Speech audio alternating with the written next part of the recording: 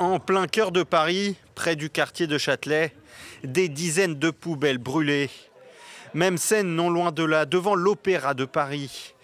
Des manifestants jettent aussi des barricades. Les policiers tentent, eux, de les disperser et usent à plusieurs reprises de gaz lacrymogène. Une nouvelle fois, la soirée a été très tendue dans de nombreux quartiers de la capitale.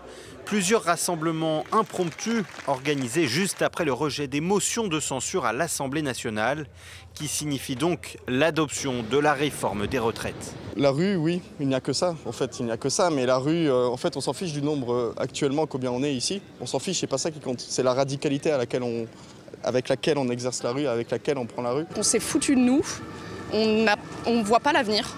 Et le peu d'avenir qu'on peut entreapercevoir avec les droits sociaux qu'on avait avant, qui sont en train d'être cassés, on nous l'enlève. C'est pour ça qu'on est là. Alors que les rassemblements sont interdits place de la Concorde et sur les Champs-Élysées, les premiers manifestants avaient décidé de se regrouper place Vauban dans le 7e arrondissement de Paris, non loin de l'Assemblée nationale. Parmi eux, des députés, en grande majorité de la NUPES. Un peu partout en France, d'autres rassemblements ont été organisés dans la soirée, comme ici à Strasbourg, en plein centre-ville.